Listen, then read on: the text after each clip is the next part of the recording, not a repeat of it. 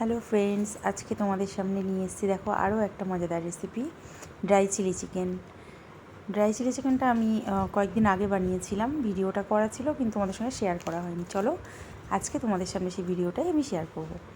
Dry chilli chicken বানানোর জন্য এখানে বোনলেস চিকেন আমি 1 কেজি নিয়েছি। এখানে একটা মশলা নিয়েছি, আদা রসুন, লাল লঙ্কার গুঁড়ো, একটু গোলমরিচ গুঁড়ো, গরম মশলা, সয়া সস আর জিরের গুঁড়ো।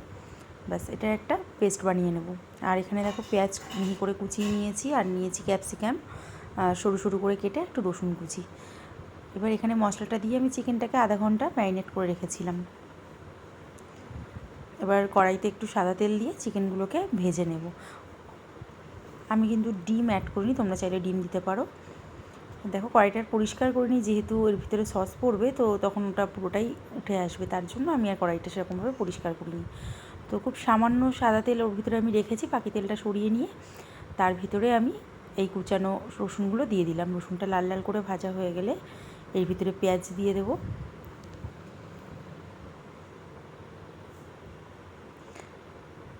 ড্রাই চিলি চিকেন কিন্তু এমনিতে পরোটা রুটির থেকে পরোটার সাথে বেশি ভালো লাগে, আর রুমালি রুটির সাথে দারুণ লাগে। আর এটা কিন্তু তোমরা শুধু শুধুও খেতে পারো চাইলে, সেটা একেবারে খারাপ লাগে না।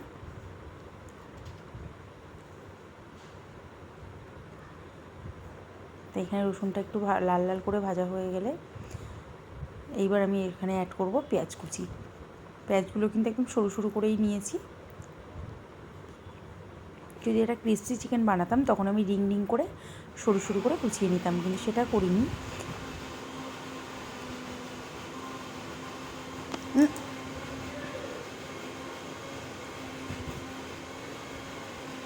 এবার এখানে আমি সামান্য লবণ দিয়েছিলাম আর ক্যাপসিকামটা অ্যাড করে দিলাম। এবার আমি এটাকে ঢেকে রাখবো, 2-5 মিনিটের জন্য ঢেকে দেবো। দেখো ঢেকে দেওয়ার পরে এটা কিন্তু হয়ে গেছে। এখানে আমি একটা সস বানিয়ে নিয়েছি, red chilli sauce, tomato sauce, একটু সয়া সস আর একটু কর্নফ্লাওয়ার দিয়ে একটু সামান্য জলও দিয়েছি, দিয়ে আমি একটা থিক পেস্ট এটা রেডি করে নিয়েছি। এবার এটার মধ্যে আমি চিকেনগুলোকে অ্যাড করব, একটু জাস্ট নাড়াচাড়া করে মিশিয়ে নিয়ে সসটা দিয়ে দেবো।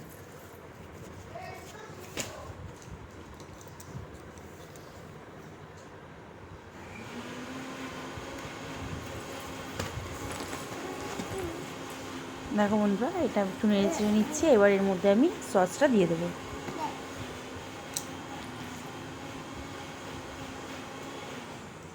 দেখো কড়াইটা কিন্তু একদম পরিষ্কার হয়ে গেছে।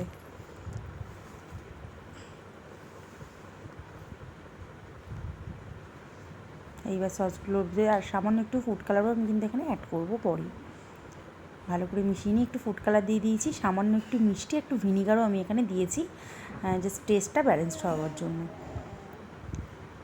ব্যাস রেডি হয়ে গেছে, আর একটু টানিয়ে নেব, ব্যাস রেডি আমার ড্রাই চিলি চিকেন। এটা যখন নামিয়ে একটু ঠান্ডা হবে না তখন কিন্তু একদম গ্রেভি থাকবে না।